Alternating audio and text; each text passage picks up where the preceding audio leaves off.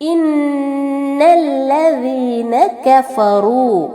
ഇവിടെ ഇന്ന നൂൻ എന്ന അക്ഷരം ശബ്ദോടുകൂടി വന്നതിനാൽ അവിടെ 2 ഹർക്കത്തിന്റെ സമയമെടുത്ത് മണിക്കണം. ഇന്നല്ലദീന കഫറൂ. റൂ എന്ന ദീർഘം മദ് ത്വബീഇയാണ്, സാധാരണ ദീർഘമാണ്. 2 ഹർക്കത്തിൽ കൂടുതൽ അവിടെ നീട്ടാൻ പാടില്ല. സവാഉൻ അലൈഹിം. ഇവിടെ ശ്രദ്ധിക്കേണ്ടത് വ എന്ന ദീർഘം മദ് മുത്തസിലാണ്. അതായത് ഇവിടെ അലിഫ് മദ്ദിന് ശേഷം അതേ പദത്തിൽ ഹംസ ചേർന്നു വന്നിരിക്കുന്നു. അതുകൊണ്ട് നിർബന്ധമായും 4-5 ഹറക്കത്തിന്റെ സമയമെടുത്ത് നീട്ടി ഓതണം. രണ്ടാമതായി ഈ ഭാഗത്ത് ശ്രദ്ധിക്കേണ്ടത് തെൻവീനിനെയാണ്. ഉൻ എന്ന തെൻവീൻ. അവിടെ തെൻവീനിന് ശേഷം വന്നിട്ടുള്ള അക്ഷരം ഇൽഹാറിന്റെ അക്ഷരമായ ഐനാണ്.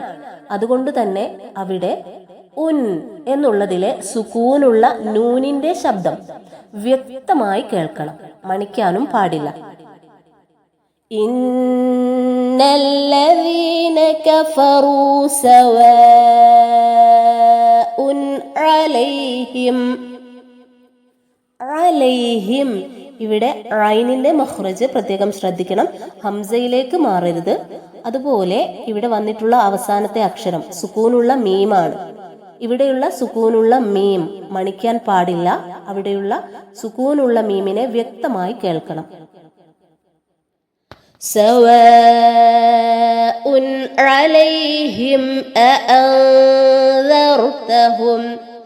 അഅൻദർതഹും. ഇവിടെ ശ്രദ്ധിക്കേണ്ടത് സുക്കൂനുള്ള നൂനിനെയാണ്. അൻ. ഇവിടെ സുക്കൂനുള്ള നൂനിന് ശേഷം ലാൽ എന്ന അക്ഷരമാണ് വന്നത്. ലാൽ ഇഖ്ഫ ബി ഗുന്നയുടെ അക്ഷരമാണ്.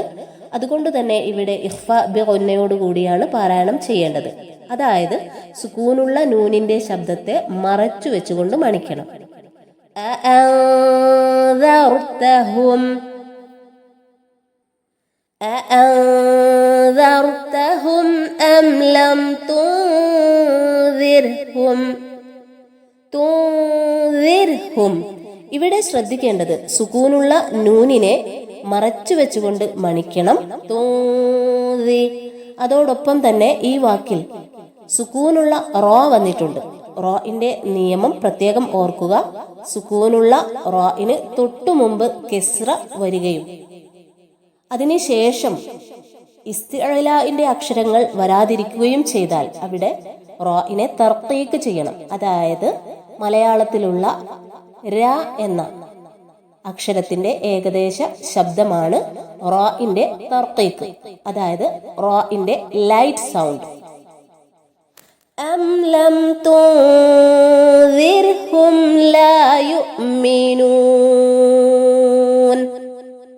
ഇന്നല്ലദീന കഫറൂ സവാഉൻ അലൈഹിം അഅൻദർതഹും